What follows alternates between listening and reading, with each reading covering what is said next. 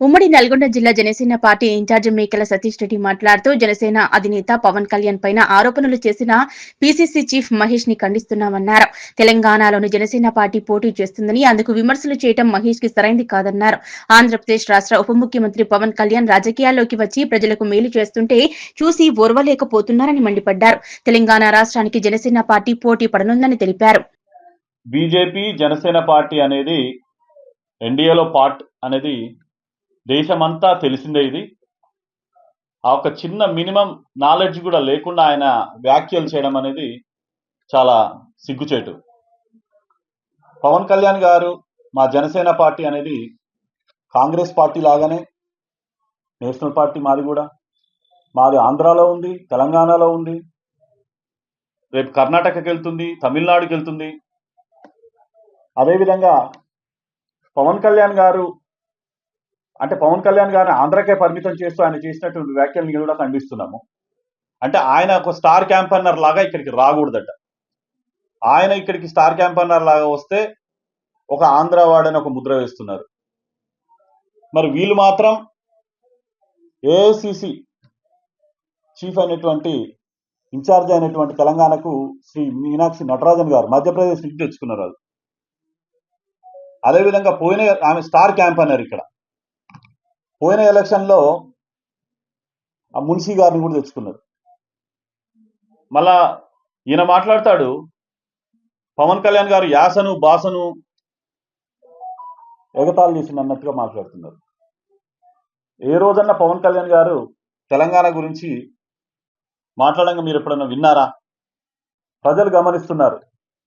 PCC chief గారు ప్రజలు గమనిస్తున్నారు. పవన్ కళ్యాణ్ గారికి తెలంగాణ అంటే ఇష్టం, ప్రేమ.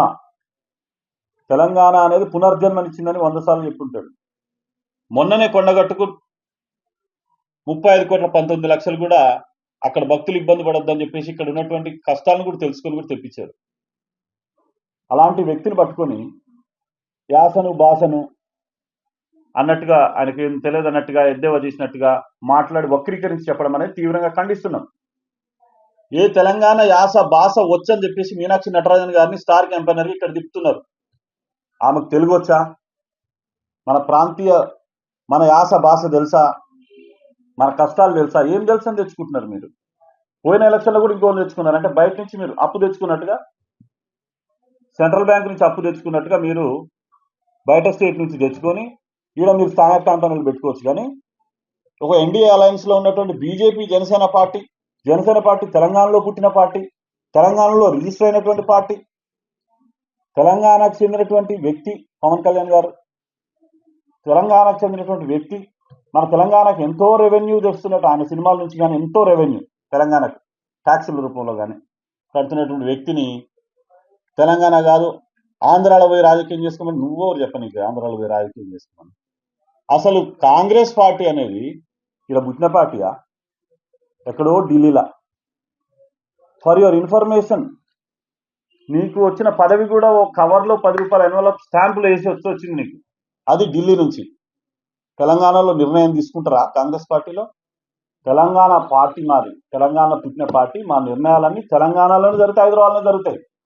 మీ దాంట్లో సీఎం రావాలన్నా ఢిల్లీ నుంచే రావాలా, ఓ అర్జీ పెట్టుకోవాలన్నా ఢిల్లీ నుంచే ఎన్వలప్ రావాలి, టీపీసీసీ చీఫ్ కావాలన్నా అక్కడి నుంచే రావాలి, క్యాబినెట్ కావాలన్నా అక్కడి నుంచే రావాలి, డీసీసీ ప్రెసిడెంట్ కావాలన్నా అక్కడి నుంచే రావాలి.